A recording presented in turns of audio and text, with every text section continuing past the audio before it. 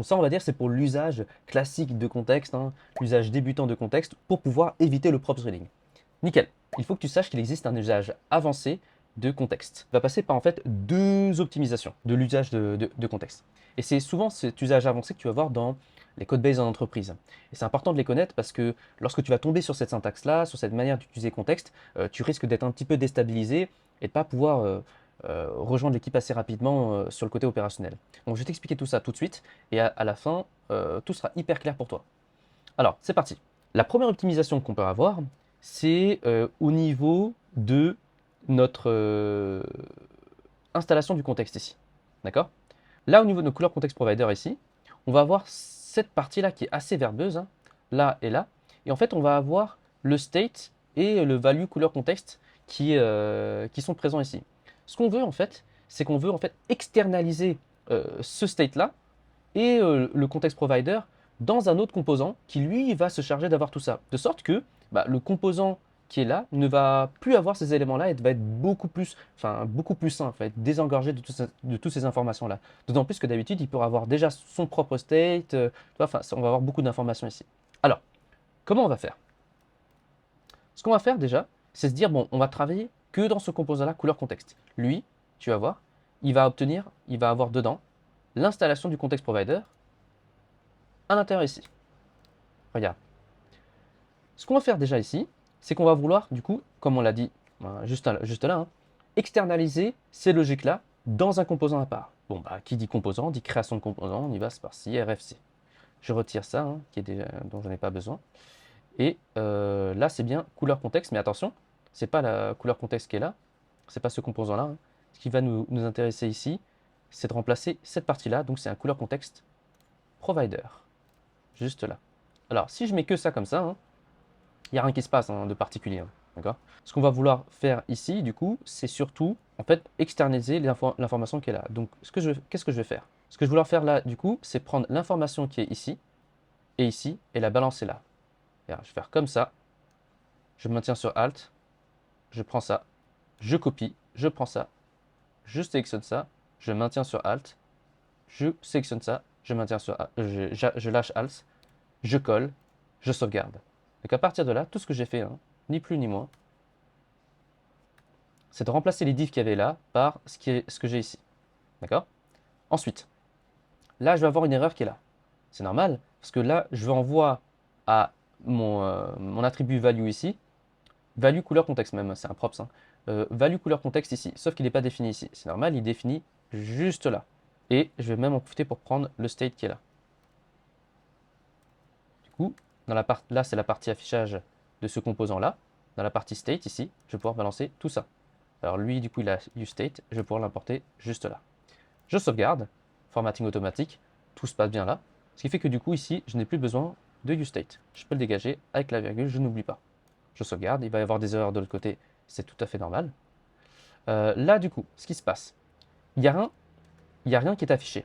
C'est normal, c'est parce qu'en fait, ici, j'ai couleur context provider toujours, et ce que je veux, c'est le remplacer par ça. On l'a dit, tout le but de la manœuvre, c'était de faire ça. Du coup, je vais faire ça, je vais retirer, je vais sélectionner ça, je vais mettre comme ça, hop, retirer ça, et je vais coller, et je vais avoir ça. Je vais mettre ici, commande I pour avoir l'auto-import, je sauvegarde, je refresh ici. Alors là, du coup, il y a une erreur. Quand c'est comme ça, pas de panique, on regarde dans la console qui est là, et on regarde ici, color is not defined. C'est normal. Là, je vais vouloir résoudre deux problèmes ici pour pouvoir rétablir l'affichage qui est ici. Un peu deux problèmes qui vont s'enchevêtrer. Le premier, c'est vouloir afficher l'ensemble des informations qui est là, donc le GSX ici, dans le composant couleur context provider. Alors, comment je peux faire? Là, c'est du React classique, on va devoir passer par un type de props bien particulier. C'est pas les props de base, hein. Enfin, c'est les props, hein, mais c'est un type de props bien particulier. Je vais le déstructurer pour en retirer le props children. C'est pas n'importe quel props, hein, c'est un mot-clé réservé dans React, hein, qui est reconnu par React. Et là, le fait de faire ça, regarde, je vais prendre ce props là et je vais l'envoyer, je vais le projeter dans mon affichage ici, au niveau de mon return là, entre les deux balises couleur context provider, via une interpolation GSX. Et quand je fais ça et que je sauvegarde, j'ai toujours rien. C'est normal, c'est toute l'information qui est là, mais on n'a plus la même erreur qui est là. Parce que là, du coup, on doit attaquer la deuxième erreur qui se chevauche, c'est celle qui dit, bah là, c'est écrit clairement, hein, noir sur rose, c'est color is not defined. Et oui, là en fait ce qui se passe, à la ligne, dans le composant papa.gsx, donc cherche pas là ni là, ça va être forcément dans ce composant-là, et ça va être forcément à la ligne 15, ici. Couleur ici, il est envoyé à l'attribut value de ma balise input, mais il n'est défini nulle part dans mon composant ici. Si je fais couleur ici, que je fais commande F là, bah, il est défini nulle part avant, ni dans le composant, ni dans le fichier. Du coup, il va falloir lui fournir cette valeur couleur là. Alors, où est-ce qu'elle est définie? De base, de base, de base.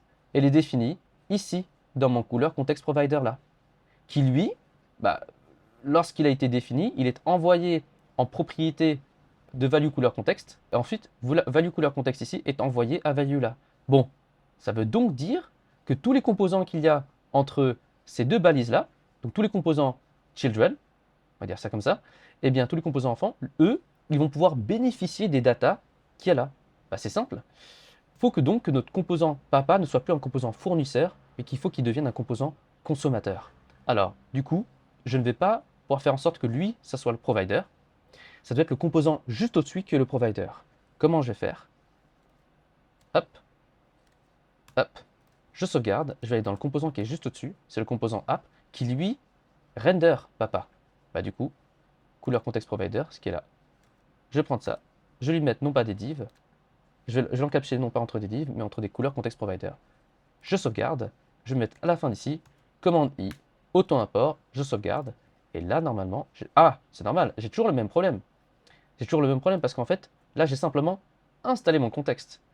Je n'ai pas consommé mon contexte. Donc comment je dois faire pour consommer en fait le contexte couleur contexte, là, ici là? Eh bien je fais exactement comme j'ai fait dans petit frère là. Je prends tout ça, je vais mettre ici au niveau de la case state ici, je colle, je vais faire les imports nécessaires de useContext et de couleur-context ici. Je peux retirer couleur-context-provider, qui lui n'a rien à faire dans papa ici. Je sauvegarde, et là j'ai rétabli l'affichage. Tout simplement. D'accord? Si je refresh ici, je n'ai plus d'erreur qui est affichée là. D'accord? Alors je vais essayer de retirer comme ça, voilà, on n'a pas besoin. Très bien.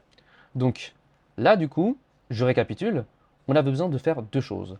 La première des choses, c'était de donner. Attends, tu sais quoi, je vais le mettre comme ça.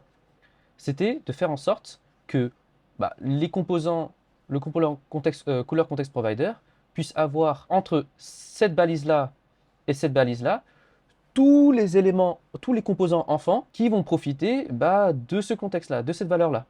Pour ce faire, en fait, il faut donc renseigner à notre couleur context provider bah, ces éléments-là. L'une des manières de le faire, en conservant la syntaxe qui était là, tu vois, c'était de passer par le props children. D'accord? Et c'est ce qu'on a fait ici.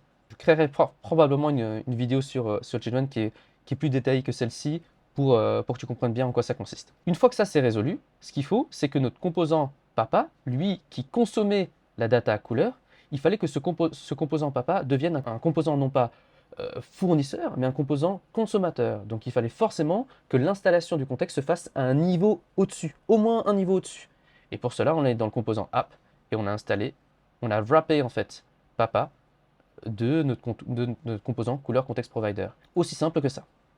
Et c'est pour ça qu'on a récupéré notre rendu qui est là et qui fonctionne parfaitement. Ok? Donc là, du coup, on a fait en sorte que notre fichier couleur-context.gsx, on ait non seulement la création du contexte, mais aussi l'installation du context provider. Et là, du coup, je peux le retirer de là. Il y avait une dernière chose que je voulais faire avant de passer à la suite. Ici, en JavaScript, dans un objet, lorsque au niveau d'une propriété, la clé et la valeur de cette propriété-là partagent le même nom, on peut simplement garder un des deux. N'oublions pas la virgule. Et là, c'est beaucoup plus concis. D'accord? On va maintenant passer à l'optimisation au niveau de la consommation du contexte. Quel est le problème? Le problème ici, c'est que, enfin, le truc un peu relou, hein, c'est qu'à chaque fois qu'on consomme le contexte, on est toujours obligé de faire deux choses.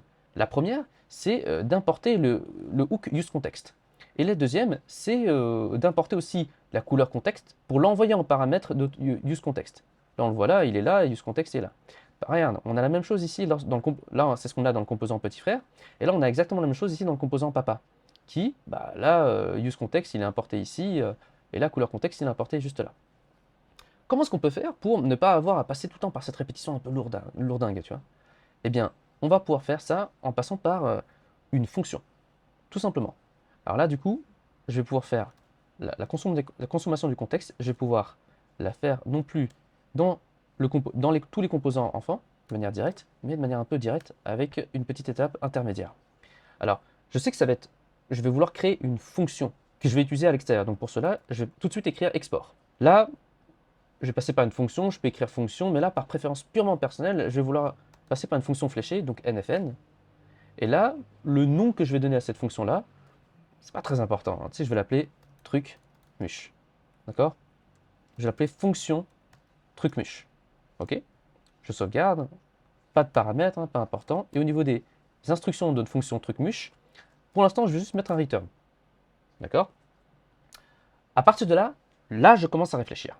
Alors, on l'a dit, hein, ce qu'on veut faire ici, c'est ne plus avoir à faire use context, couleur contexte et devoir répéter ça. Donc, bah, c'est très simple. Si on ne veut pas avoir à le faire dans les fichiers des composants consommateurs du contexte, on va copier ça et on va le faire dans notre fonction ici, dans le fichier couleur contexte.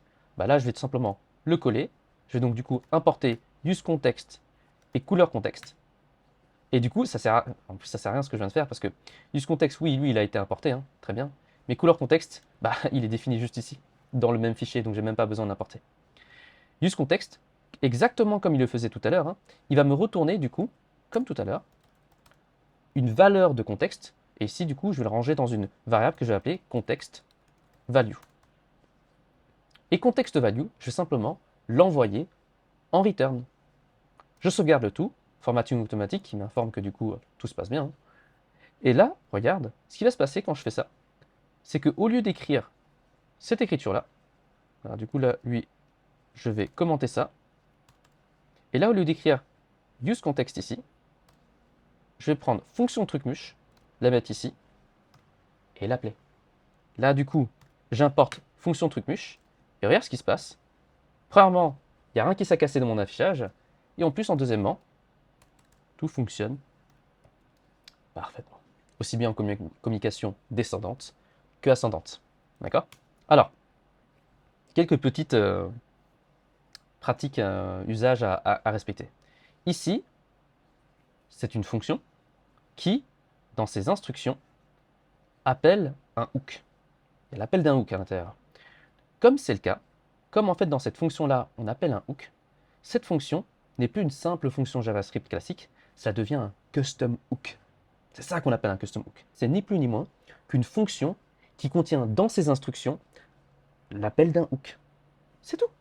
Donc ici, on a appelé useContext ici, et on l'a balancé couleur contexte.